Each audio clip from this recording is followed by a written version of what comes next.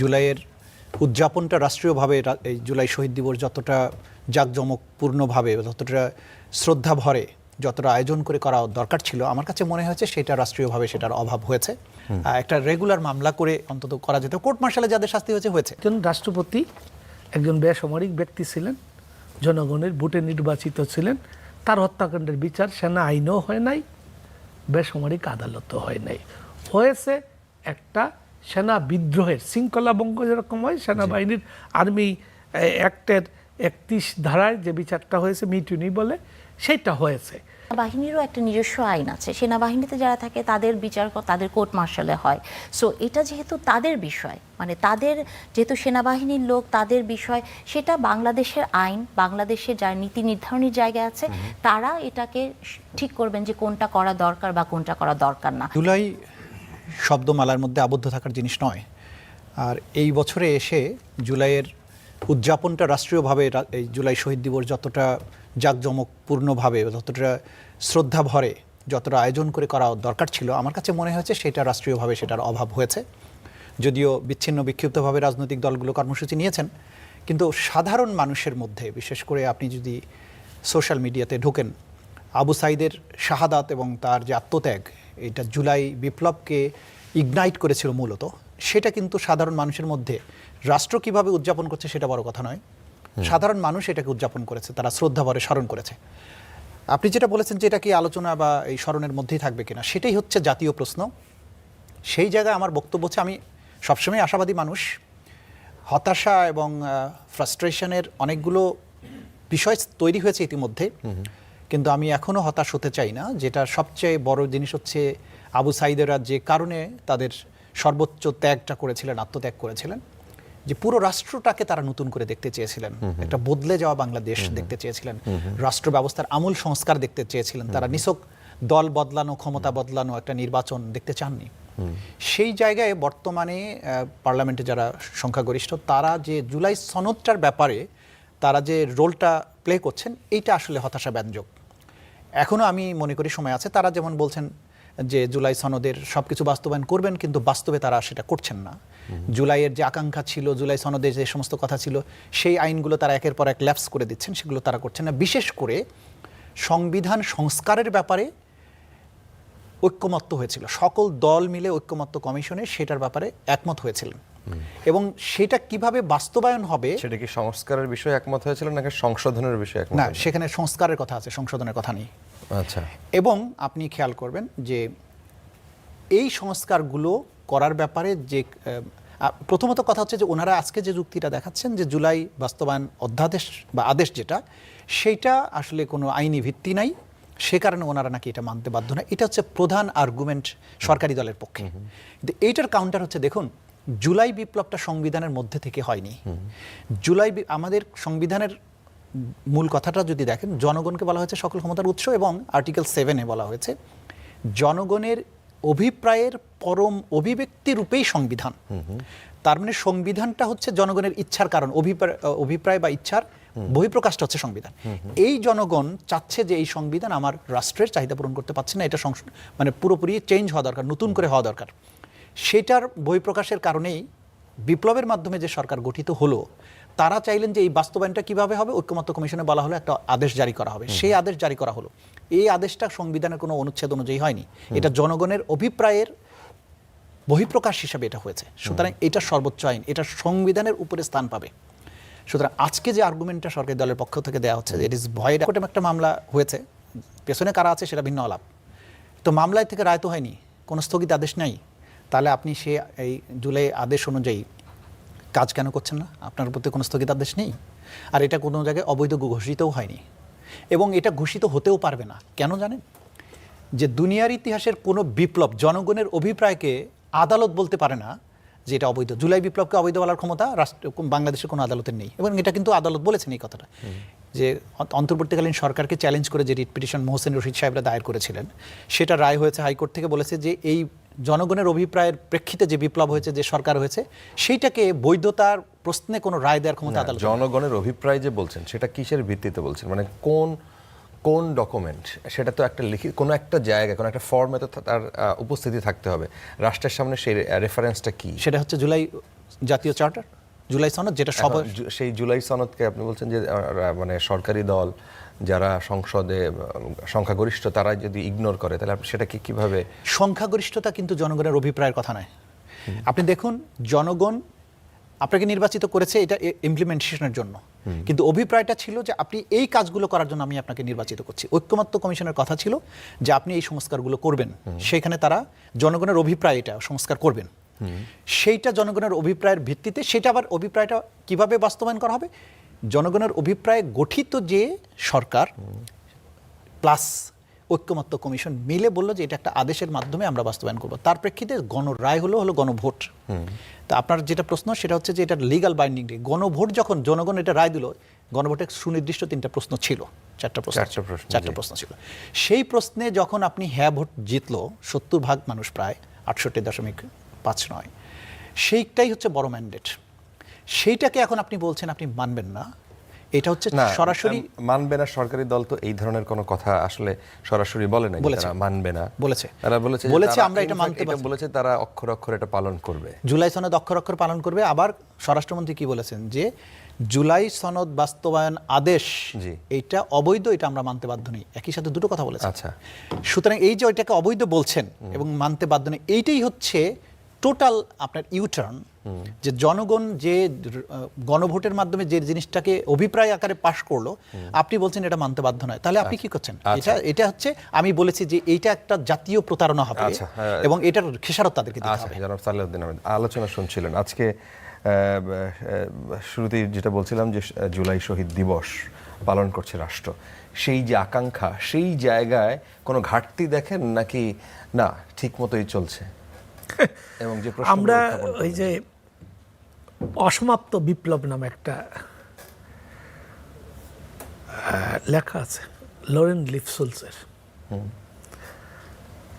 তো মুক্তিযুদ্ধ অসম্পন্ন রয়ে গেছে, জুলাইয়ের অভ্যুত্থানের আকাঙ্ক্ষা অসম্পন্ন রয়ে গেছে, এমনকি 52-এর ভাষা আন্দোলনের যে চেতনা, সর্বস্তরে বাংলা ভাষা প্রচলন, এই আকাঙ্ক্ষা অপূর্ণ রয়ে গেছে।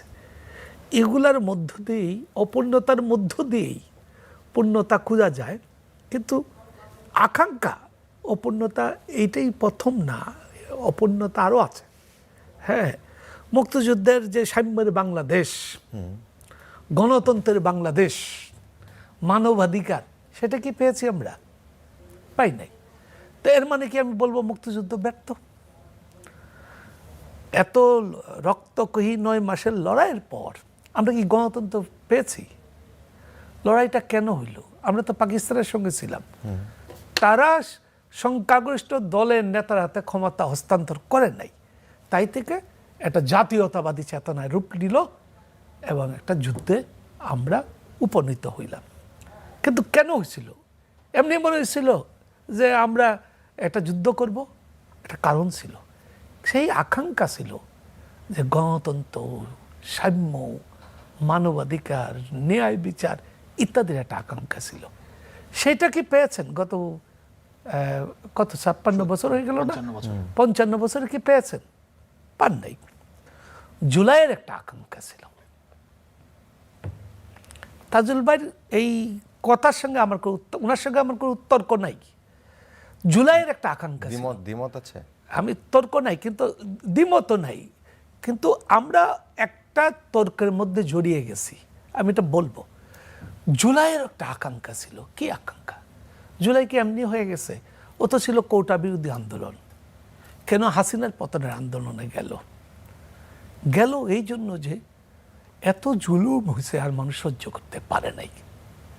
তো এটা কি এই জুলুমের শাসক চলে যাওয়ার পরে কি এই জুলাইয়ের চেতনা শেষ হয়ে গেল? না, ওই একই চেতনায় ফেরত চাই আমরা, যে এই কেন শেখ হাসিনাকে পালিয়ে যেতে হইলো? যদি এখানে গণতন্ত্র থাকতো, যদি ন্যায় বিচার থাকতো, মানবাধিকার থাকতো, তাহলে তো জুলাই হইতো না। এখন আসেন যে আমি বললাম যে তাজুল ভাইয়ের সঙ্গে আমি তর্ক করবো না, এটা তর্কের ইস্যু না, এটা রাজনৈতিক সমাজতার বিষয়। কেন? যারা এই তর্কের মধ্যে আমরা আছি বা এই সংসদে যারা আছে, তারা জুলাইয়ের শহীদদের রক্তের ফসল। ফলে এই জিনিসটা কি রাজনীতিবিদরা হ্যাঁ। কোনো কোনো ক্ষেত্রে ভুলে গেছে বা যাওয়ার চেষ্টা করছে, এরকম মনে হয় টেন্ডেন্সি? সেই জন্য তো আমরা আলোচনা করছি। হ্যাঁ। আলোচনাটা তো এই জন্যই হচ্ছে, কোথাও ভুল হয় বলেই, কোথাও ব্যত্যয় ঘটে বলেই আলোচনা হচ্ছে। আমি একটু না থামাইলে আমি একটু বলে নেই। জি। দেখেন, আমরা একটা নতুন শিশু কিভাবে ভূমিষ্ঠ হবে, এটা হলো মূল কথা। কিন্তু কেউ প্রাকৃতিক নিয়মে হয়, কেউ সিজারের মাধ্যমে হয়। কিন্তু মূল কি? শিশুটা ভূমিষ্ঠ করা।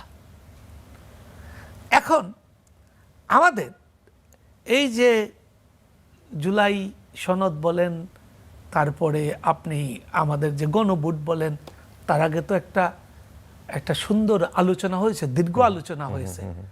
আলোচনায় মোটামুটি কিছু ঐক্যমতের জায়গায় ছিল, খুব অল্প জায়গায় দ্বিমত, খুব অল্প। একটা হলো উচ্চ কক্ষ, সেটা আনুপাতিক হারে হবে, এই নির্বাচিত সংসদের সংখ্যানুপাতে হবে, না আনুপাতিক ভোটের ভিত্তিতে হবে। দেখেন, ওই জায়গায় উচ্চকক্ষ নিয়ে দ্বিমত নাই। তাহলে ওইটাও একটা সমঝোতার ব্যাপার। এটা নিয়েও নানান প্রস্তাবে বসে আছেন, তারা একটা সমঝোতা করবেন। এখন আসেন দ্বিতীয় কথা, সংস্কার না সংশোধন। এটাও আমি মনে করি সমঝোতার বিষয়, কাজ যদি একটা হয়। এখানে দ্বিমতের আরেকটা বড় জায়গা আছে, এটা খুবই গুরুত্বপূর্ণ জায়গা। তাজুল ভাই জানেন, কারণ তিনি সুপ্রিম কোর্টের সিনিয়র আইনজীবী। উনি যদিও ট্রাইব্যুনালে ছিলেন দীর্ঘদিন, উনি বিচার বিভাগের এই যে সংগ্রাম, স্বাধীনতা ইত্যাদির জন্য লড়াই করছেন, উনি জানেন। আমাদের এখানে এই যে মূল সংকটটা হলো আরেকটা, এই দুইটাই সংকট, অন্যগুলা খুব নাই। আরেকটা হলো জাতীয় প্রতিষ্ঠানগুলো গঠন প্রক্রিয়া নিয়ে। জাতীয় প্রতিষ্ঠান কি? আমাদের দুদক, আমাদের নির্বাচন কমিশন, আমাদের পাবলিক সার্ভিস কমিশন, এইগুলার গঠন প্রক্রিয়া কি হবে তা নিয়ে একটা দ্বিমত ছিল। তাহলে আচ্ছা, আরেকটা দ্বিমতের জায়গা ছিল তত্ত্বাবধায়ক সরকার। ঠিক আছে, জি। এখন তত্ত্বাবধায়ক সরকার, উচ্চ আদালতে একটা আদেশ আসছে, সংসদের উপরে সে দায়িত্ব। এটা নিয়ে মোটা দাগে কোনো বিতর্ক নাই, কিন্তু না, বিতর্ক আছে। মোটা দাগে নাই, মোটা দাগে এখনো আসে নাই বিতর্কের জায়গায়, সেটা আগের মতোই। এইটা নিয়ে একটা আন্দোলন ছিল দীর্ঘদিন ধরে। চাই আগে শুনে নেন। জি। আমরা তো এই কয়েকটা জায়গায় দ্বিমত করেছি। জি। তো এই কয়েকটা জায়গায় যদি ঐক্যমত হয়, তাহলে সংবিধানে কিভাবে ঢুকবে? আমি এটাকে সংস্কার বলবো, আরেকজন বলবে সংশোধন, অসুবিধা নাই। মূল জায়গা সংস্কার আর সংশোধনে না। তাহলে মূল জায়গা হলো এই জিনিসগুলা তো সেটেল হয় নাই। ওই যে বললাম যে আমাদের উচ্চকক্ষ, এই জায়গায় তো তারা বলছেন যে সেটেলড বিষয় না, এবং এটা জনগণের রায়ের মাধ্যমে সেটেলড বিষয়। না না, এটা বললে তারা হবে না। এটা বলে, আমি আপনাকে রেকর্ডের জিনিস বলি। জি। এটা বললে হবে না। এই জায়গায় আমাদের একটা সংকট তৈরি হয়েছিল, এটা নির্বাচনকে কেন্দ্র করে। আপনি স্বরাষ্ট্রমন্ত্রীর বক্তব্য খেয়াল করবেন, উনি বললেন কি যে গণভোটটা আমরা নির্বাচন আদায় করতে গিয়ে মেনে নিয়েছি। শুধু গণভোট? জি, ওই যে বললেন জাতীয় সংসদই বললেন। আমি বলি, আমাদের এখানে দুইটা ইস্যু এসলো। প্রথম সনদ হইল, সনদ হয়ে কিন্তু আপনার জাতীয় ঐক্যমত কমিশনের কাজ শেষ হয়ে গেছিল। কিন্তু তখন জামাত ইসলামের পক্ষ থেকে বলল এই সনদ দিয়ে হবে না। এই সনদ স্বাক্ষরের আগে যে এটা কিভাবে কার্যকর হবে তার দৃশ্যমান কিছু আমরা দেখতে চাই, নতুবা আমরা এই সনদে স্বাক্ষর করবো না। আপনার মনে আছে এনসিপি স্বাক্ষর করে নাই, জামাত গিয়েছে। আমি এখানে জামাতকে সাধুবাদ দিই, কিন্তু জামাত যে গিয়েছিল, জামাত নিশ্চয়ই কোনো একটা আলাপের ভিত্তিতে গেছিল।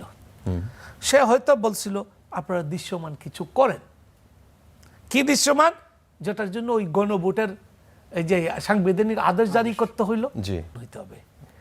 তখন এই তত্ত্বাবধায়ক সরকারে যারা ছিলেন, তারা একটা মধ্যপন্থার দিকে গেলেন তাদের মতো করে, ভুল হইতে পারে। এইখানে হচ্ছে মোট ইয়েটা, যে আপনার সাংবিধানিক আদেশ জারি করা হইল, এটা রাজনৈতিক দলের ঐক্যমতের মধ্যে দেওয়া হয় নাই। এইটি ওই অন্তর্বর্তীকালীন সরকার তার নিজস্ব বিবেচনা এটা জারি করেছে, কিন্তু তার ভিত্তিতে কিন্তু নির্বাচন হয়ে গেছে, গণভোট হয়ে গেছে। ফলে এইগুলা আমাদের একটা সংকট, নানান সমস্যাগুলো রয়ে গেছে। আচ্ছা, কিন্তু এগুলো সমাধান কিভাবে করবেন তো এটা তর্কের না। আচ্ছা, আমি কিভাবে এই প্রশ্ন আপনি আরেকবার উত্তর দিবেন, তখন আপনি বলবেন যে সমাধানটা কিভাবে হতে পারে। তাজুল ইসলাম, উনি যেটা বললেন যে এখানে আসলে এই সংস্কার নাকি সংশোধন, গণভোটের যে বিষয়গুলো তুলেন, আপনি এর সে কোনো উত্তর দিবেন নাকি আমরা কোনো প্রশ্নে যাব? আমার একটাই, আমি সালেহ ভাইয়ের স্পিরিটের সাথে দ্বিমত পোষণ করি না। জি। ভিন্নমত ঐক্যমত্য কমিশনে নানান ধরনের মতামত এসছে, কিন্তু ফাইনালি অন্তর্বর্তীকালীন সরকারকে মাঝখানে রেফারিং করতে হয়েছে, এবং তারা যেটা করেছেন মোটা দাগে এটার বিরোধিতা তো নাই। তারা হয়তো একভাবে চেয়েছে আর একভাবে চেয়েছে। মোটা দাগে গণভোট যখন হয়ে গেল, গণভোটের মধ্য দিয়ে একটা বৈধতা কিন্তু পেয়ে গেল। গণভোটটা যে করবে সেটা একটা তখন আসলে কি প্রক্রিয়া বাস্তবায়নযোগ্য হবে সেটার জন্য আদেশ ছাড়া আসলে কোনো বিকল্প ছিল না। আর এই আদেশটা সংবিধানের মধ্য থেকে হতে হবে এই প্রয়োজন ছিল না, কারণ অভ্যুত্থানের মাধ্যমে যে সরকার গঠিত হলে সেটাও তো সংবিধানের মধ্যে নাই। সুতরাং যা কিছু করা হয়েছে এটা বিপ্লব, পরবর্তী সময়ের জনগণের রায়ের ভিত্তিতে, জনগণের ইচ্ছার ভিত্তিতে, একটা প্রয়োজনের ভিত্তিতে এটা করা হয়েছে। এখন সংস্কার এবং সংশোধন এই দুটো জায়গার প্রবলেমটা হচ্ছে আমাদের কিছু সাংবিধানিক মামলার অতীতের রায় আছে সুপ্রিম কোর্টের, যে সংশোধন আপনি সংবিধানে কত দূর করতে পারবেন। বহুত কিছু সংবিধানের সংশোধন করতে পারবেন, কিন্তু basic structure of the constitution, সংবিধানের মৌলিক স্তম্ভ কয়েকটা আছে, সেগুলো আপনি পার্লামেন্ট থেকে সংশোধন করে পারবেন না। যেমন ধরেন ধর্মনিরপেক্ষতাকে তারা সুপ্রিম কোর্টের রায়ের মাধ্যমে বলেছে এটা basic structure of the constitution. এখন আপনি যদি সংশোধন করে বেসিক স্ট্রাকচারটাকে ফেলে দেন, সুপ্রিম কোর্টে আরেকটা মামলা করলে আরেকটা রায় হয়। যেমন পঞ্চম সংশোধনীকে সুপ্রিম কোর্ট বাতিল করে দিয়েছে, কারণ বলেছে যে ওইখানে যা কিছু করা হয়েছে এগুলো বেসিক স্ট্রাকচার অফ দি কনস্টিটিউশনকে ধ্বংস করেছে। জিয়াউর রহমান সাহেবের যত কিছু করা হয়েছিল সব বাতিল করে দিল। এখন আজকে যদি সংস্কার অথবা সংশোধন, এই বিতর্কে যদি ওনারা সংশোধনের প্রক্রিয়ায় যান, তাহলে রাষ্ট্র ভবিষ্যতে অনিবার্য একটা বিপদে পড়তে যাবে, তাহলে এই সব কিছু আয়োজন ব্যর্থ হয়ে যাবে।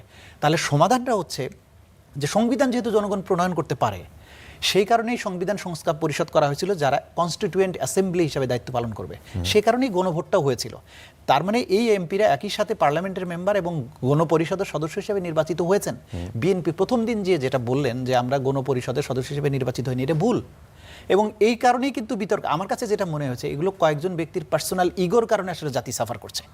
আসলে টেকনিক্যাল সমস্যা আমরা আইনজীবী হিসেবে যেটা বুঝি, যদি আপনি সংশোধন করতে যান, বেসিক স্ট্রাকচার চেঞ্জই করতে পারবেন না। আর বেসিক স্ট্রাকচার যদি চেঞ্জ করতে না পারেন, তাহলে এই সংবিধান দিয়ে আমরা যে বলে না যে ইহা লইয়া আমরা কি করিব, তো এই কসমেটিক চেঞ্জ দিয়ে তো জাতির হবে না। জুলাইয়ের আকাঙ্ক্ষাটা ছিল যে এই সংবিধান আমূল পরিবর্তন হয়ে যাবে। আওয়ামী লীগ এটাকে যে পর্যায়ে নিয়ে গেছিল, একটা আমূল পরিবর্তন দরকার। তাছাড়া এই রাষ্ট্র 54 বছর, সেটার জন্য একটা কমিটি করা দরকার। সেই কমিটিতে যখন বিরোধী দলের সদস্যদেরকে আহ্বান করা হয়েছে, সেই জায়গায় বিরোধী দল অর্থাৎ সংসদের প্রধান বিরোধী দল জামাত এবং এনসিপি, তারা সেখানে তাদের সদস্য দেয় না, অর্থাৎ 12 জনকে নিয়ে একটা কমিটি করা হয়েছে। সেই জায়গায় এখন মানে সরকারি দল যেভাবে চায় সেইভাবেই তখন হয়ে যাবে। আচ্ছা, এটা কি অভিমান না, এটা আমি মনে করি যে তাদের একটা যৌক্তিক প্রোটেস্ট। কারণ আপনি কমিটিটা করলেন সংবিধান সংশোধনের লক্ষ্যে, তো সংবিধান সংশোধনের লক্ষ্যে কমিটিতে যে আমার লাভ কি? আপনি তো একটা টার্গেট যেটা নির্ধারণ করলেন, যেটা ফুললি অ্যাচিভ করলেও আসলে আমাদের কোনো লাভ হবে না, মানে রাষ্ট্রের কোনো লাভ হবে না। সুতরাং যেটা কথা ছিল যে সংবিধান সংস্কার পরিষদ নামই করেন না, এই নামটার জন্য বিএনপির এত সমস্যাটা কি? তাহলে যেটা সুবিধাটা হচ্ছে না, সংস্কার পরিষদের বিষয়ে তো বিএনপি একমত না। মোটা দাগে যদি তাই মনে হয়, সংশোধনের বিষয়ে তারা ওই দিকেই যেতে চাইছে বা আগাচ্ছে। গণভোটের রায়টা কি ছিল? গণভোটের রায়ের মধ্যে ছিল যে সংস্কার হবে।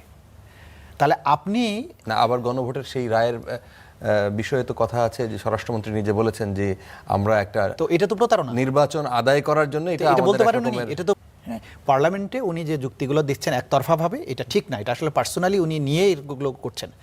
গণভোটের মধ্য দিয়ে জনগণ বলছে যে আমরা সংস্কার চাই, তা গণভোটের রায়ের মাধ্যমে পাশ হয়ে গেছে। রাইটলি অর রংলি জনগণ রায় দিয়েছে, আপনি এটার বিরুদ্ধে বলার কেউ না, আপনি এটা বলতেই পারেন না। এবং আপনি বললেন যে আমরা একটা নির্বাচন যদি না দেয় সেটা আদায়ের জন্য করেছি, এই কথা বলার আপনি কে? নির্বাচন আদায়ের জন্য জনগণ কখনো কি অন্তর্বর্তীকালীন সরকার বলেছিল যে আমরা নির্বাচন দেব না? কিন্তু কথা তো এরকম হয়েছিল, নির্বাচন 5 বছর ডক্টর ইউনূস থাকুক, মানুষে চেয়েছে, এটা তো সরকার বলেনি। এটা ঈদগাহ মাঠে মানুষ বলেছে স্যার 5 বছর থাকেন, এটা কি সরকারের কথা না তো? এটার ভিত্তিতে এটা আপনি কনক্লুশনে আসতে পারেন না যে ওনারা নির্বাচন দিতে চায়নি। ডক্টর ইউনূস সবসময় বলেছেন আমি যত দ্রুত পারি এটা দিয়ে চলে যাব, কিন্তু মাথায় রাখতে হবে এই রক্তাক্ত অভ্যুত্থানটা হয়েছিল সার্টেন লক্ষ্য নিয়ে। তো সবাই বলেছিল যে খালি একটা নির্বাচন নাকি, তাহলে নির্বাচন তো হাসিনার আমলেও হয়েছে। তা আমরা যদি রাষ্ট্র ব্যবস্থার একটা সংস্কার করে এই যে জিনিসটা সাফার করেছি আমরা 17 বছর অথবা স্বাধীনতার পরের 54 বছর, আমাদের যে কনস্টিটিউশন আমাদের কোনো কিছুরই সমাধান ঠিকমতো দিতে পারলো না, গণতন্ত্র এই লেভেলে চলে আসলো, সেইটার থেকে উত্তরণ মানুষ চেয়েছে, সেটার লক্ষ্যে গণভোটে মানুষ রায় দিয়েছে। আপনি এখন বলছেন আপনি একটা বিশেষ উদ্দেশ্যের কারণে এটা মেনে নিতে বাধ্য হয়েছেন, আপনি মেনে নিতে বাধ্য হয়েছেন, আপনি মানেন আর না মানেন, জনগণ রায় দিয়ে ফেলেছে, এটা মানতে আপনি বাধ্য। আচ্ছা, আপনার এই পয়েন্টে সুনির্দিষ্ট এই পয়েন্টেই সালেহ আহমেদ, আপনি যদি এই সুনির্দিষ্ট সালেউদ্দিন এই বিষয়টা নিয়ে যদি আপনার কোনো মতামত ব্যক্ত করেন, জনগণের যে রায়, সেই রায় মানতে আপনি বাধ্য, মানে সরকারি দলকে বলা হচ্ছে, এবং একই সাথে সংস্কার যে কমিশন করার কথা সেটা না করে এক ধরনের সংশোধন কমিশন বা কমিটি করার, মানে সংসদে একটা কমিটি গঠন করা হয়েছে, সেখানে বিরোধী দল নাই। সুতরাং যেই মূল প্রশ্ন জুলাই সনদ বাস্তবায়ন, সেই জায়গায় একটা বড় রকমের অনিশ্চয়তা দেখা দিয়েছে। আমি শুরু থেকে বলছি একটা রাজনৈতিক তর্ক বলেন কুতর্ক বলেন আছে না, এটা কি শুধুমাত্র তর্কের মধ্যেই শেষ? আমি বলি, আপনি যদি প্রতি কথায় 2টা প্রশ্ন করেন তাহলে কথা তো বলতে হবে না, আগে যে প্রশ্ন করেছে তার উত্তরটাকে দিয়ে দিই। তো এখন ধরেন আমরা এটাকে বিপ্লব বলি, কেউ বলে অভ্যুত্থান। এনসিপির সাধারণ সম্পাদক গত পরশুই সংসদে একটা নোটিশে ওটাকে গণ অভ্যুত্থান বলেছেন। গণ অভ্যুত্থান আর বিপ্লব এক জিনিস না। আর আমি যদি এটাকে বিপ্লবও ধরি, তাহলে বিপ্লব পরবর্তী সরকার এটা গঠিত হয় নাই, এটা জাতীয় বিপ্লবী সরকার হয় নাই। তার শপথ গ্রহণ প্রক্রিয়া, তার সরকার গঠন প্রক্রিয়া সবই ভুল ছিল। আমরা একটা সাংবিধানিক প্রক্রিয়ার মধ্যে ঢুকে গেছিলাম, যে কারণে আমাদের রাষ্ট্রপতি শাহাবুদ্দিন আহমেদ, শেখ হাসিনা পালিয়ে গেলেন কিন্তু তিনি রাষ্ট্রপতি থেকে গেলেন, এবং সংবিধানের 104 অনুচ্ছেদ অনুযায়ী তারা এটাকে বৈধতা দিলেন। কি বৈধতা? এই শেখ হাসিনার অনুপস্থিতি, পালিয়ে যাওয়াটা, এটাকে সাংবিধানিকভাবে এটা রেগুলার করলেন। ফলে আমরা বললাম বিপ্লব, কিন্তু আমার বিপ্লবটা বেহাত হয়ে গেল যে কোনো কারণে। আমরা মেনে নিয়েছি, আমাদের নাহিদ, আমাদের আসিফ, তারাই কিন্তু শপথ গ্রহণ করেছে বঙ্গভবনে গিয়া, ওই সংবিধানের অধীনে, এই সব সংবিধান ছুঁয়ে। এবং শুধু ছুঁয়ে না, 2টি শপথ করেছেন তারা। একটি শপথ হইল গোপনীয়তার, আর একটা হইল এই সংবিধানের রক্ষণ এবং সমর্থন বিধান করার। তাহলে গলত কিন্তু নানান জায়গায় আছে। আমি প্রথম দিনেই এই বিষয়ে একটা লেখা আমার বড় ব্যানারেই ছাপা হয়েছিল। আমি বলেছিলাম এটাকে 2-3 ভাবে এটাকে করা যাবে। একটা হলো এটা বিপ্লবী সরকার করতে পারে, তাহলে, বা গণ অভ্যুত্থানের বিপ্লবী সরকার করতে পারে, তাহলে এটা জাতীয় গণ অভ্যুত্থান ঘোষণামালা দিয়া বা বিপ্লব ঘোষণামালা দিয়া, যেমন মার্শালের সময় কি হয়, সামরিক আইন বিধিমালা দিয়ে রাষ্ট্র চলে। তাহলে একটা গণ অভ্যুত্থান হয়েছে, গণ অভ্যুত্থান আন্তর্জাতিকভাবে একটা বিপ্লব, এটা জনগণের বিপ্লব, জনগণের অভ্যুত্থান আন্তর্জাতিকভাবে স্বীকৃত। সে সংবিধানের উপরে, জনগণের অভিপ্রায় নিয়ে কিন্তু গণ অভ্যুত্থান হয়েছে। ফলে সে বিধিমালা দিয়ে সেই প্রক্রিয়া নিয়ে, যেহেতু টপিকটা আমরা শুরু করেছিলাম যে আজকে জুলাই শহীদ দিবস বলা হচ্ছে, আবু সাঈদের বিচার ইতিমধ্যেই আমরা দেখলাম, রায় দেখলাম। ট্রাইব্যুনালের চিফ প্রসিকিউটর আমিনুল ইসলাম বলেছেন যে তিনি এই রায়ের বিরুদ্ধে আপিল করার কোনো প্রয়োজন দেখছেন না। আসামি পক্ষ উচ্চ আদালতে আপিল করেছে। এখন বর্তমান রাজনৈতিক প্রেক্ষাপটে এবং উচ্চ আদালতে বর্তমান যে অবস্থা, এই রায় উচ্চ আদালতে টিকিয়ে রাখা বা দ্রুত কার্যকর করার ক্ষেত্রে কোনো আইনি চ্যালেঞ্জ দেখেন কিনা?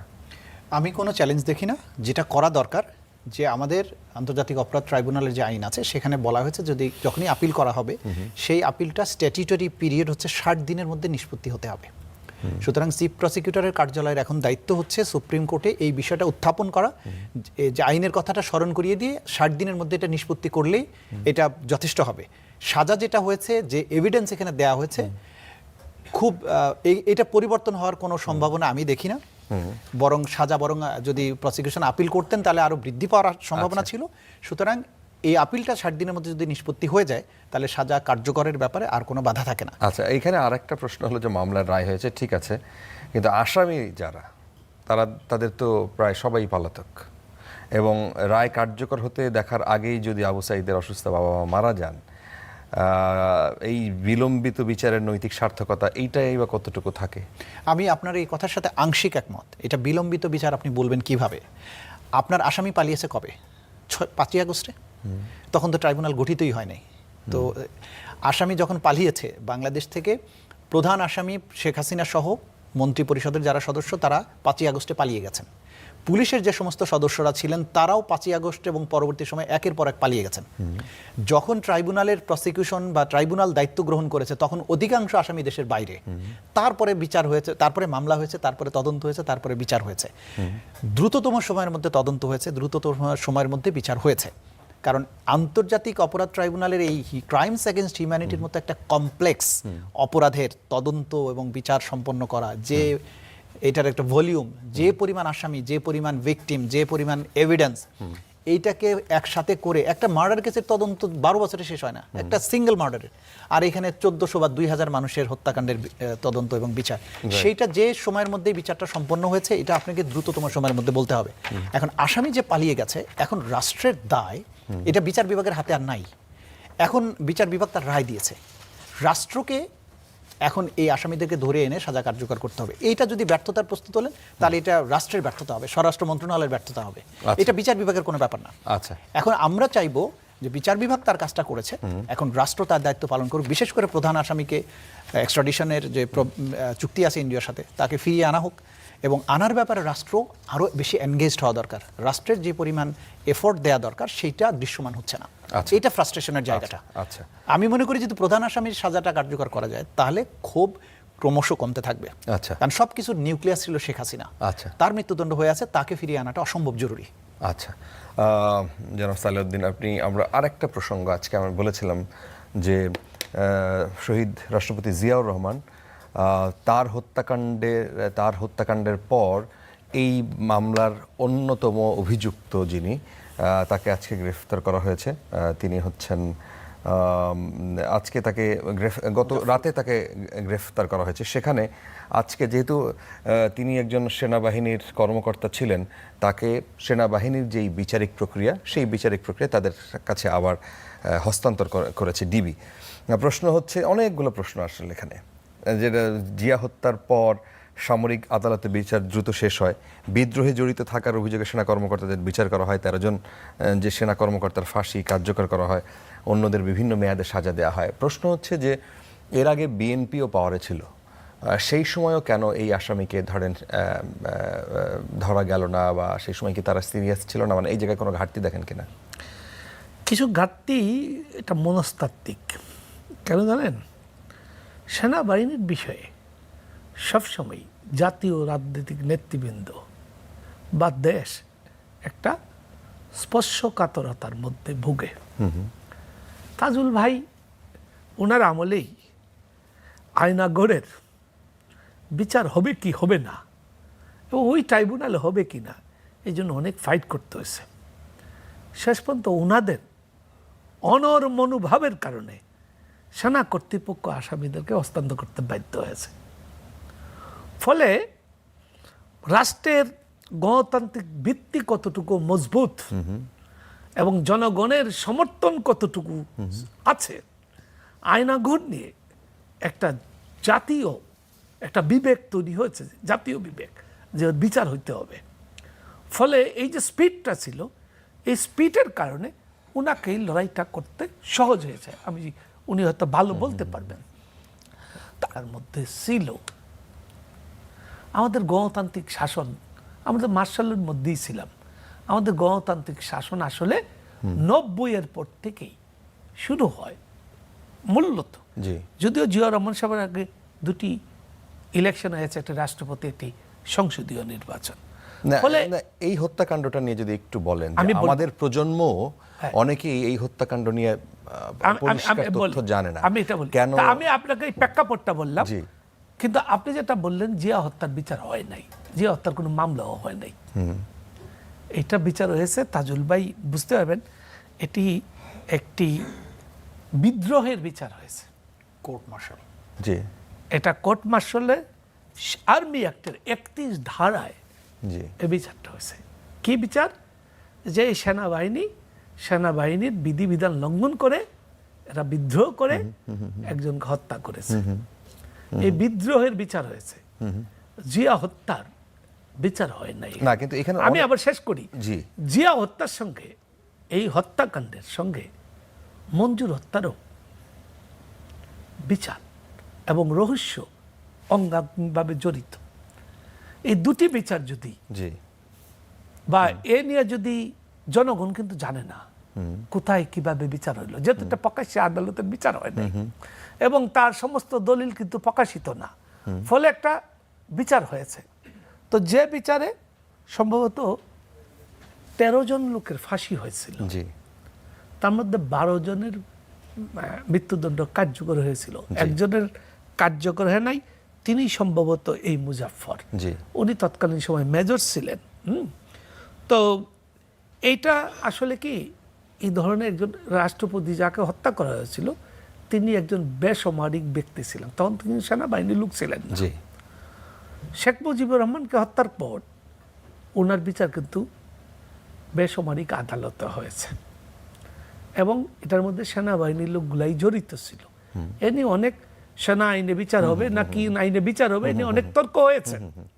তো না, যেহেতু এই বিষয়গুলো সামনে আসে না, যে এটা কি শুধুমাত্র ক্ষুব্ধ না, আমরা তো ওই কিছু তর্ক- কর্মকর্তার শুনুন, এই